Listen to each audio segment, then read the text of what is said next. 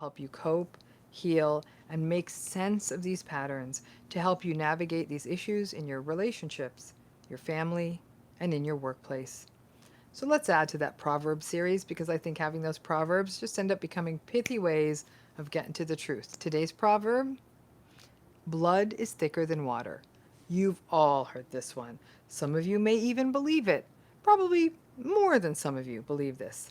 The origins of this proverb go back to the 1100s. It was in German manuscripts, and the initial translation really spoke to family loyalty.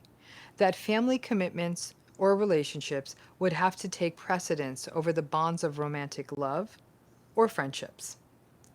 Now, I actually think this proverb, that blood is thicker than water, is sort of an enably proverb that is often used in narcissistic families. A sort of permanent get out of jail free card for family members to behave badly.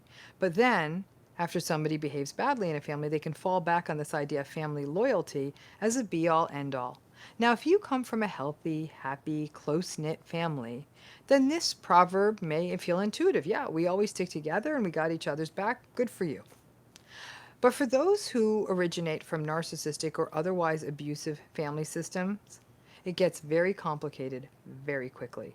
In some ways, the greater the pathology and the dysfunction of a family of origin, the more pathologically bonded a person can feel to the family system at large.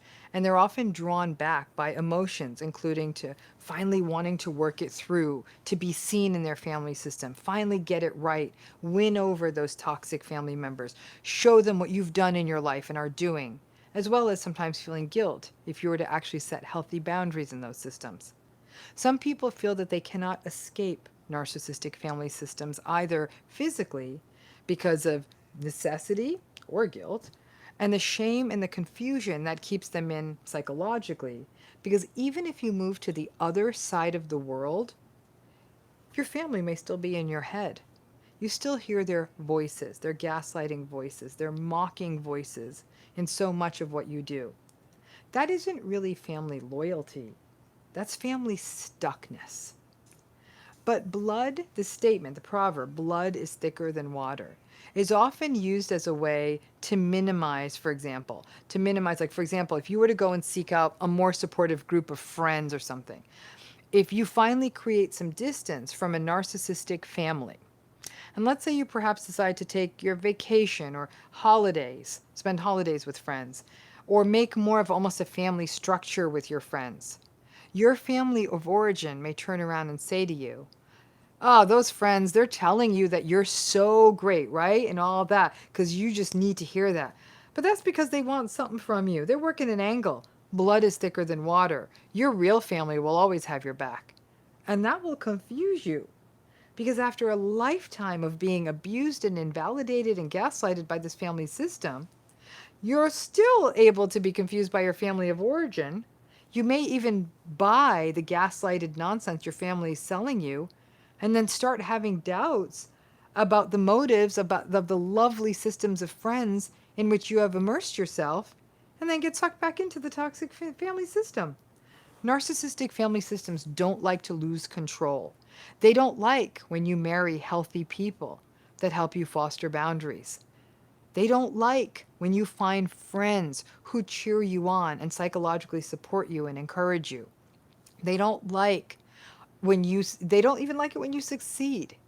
These family systems are often designed to keep people psychologically sort of imprisoned, to keep their sandbags on their balloons so they don't float away, always feeling not enough and off balance so they can keep controlling you. Now, given what I do for a living, I have actually always disliked this proverb because I think it really plays on guilt and misassumptions.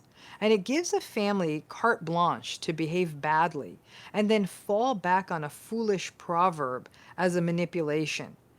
Ah, we'll have your back more than other people do, even though we've never had your back, but you can't say that. The other challenging aspect of this proverb is that for many people, it fosters a sense of grief. One of the massive psychological tolls of a narcissistic family of origin is the sense that you did not get to have that very human and necessary experience of a safe childhood, or unconditional love, or a sense of connection, or having adults in your life who value your aspirations and celebrate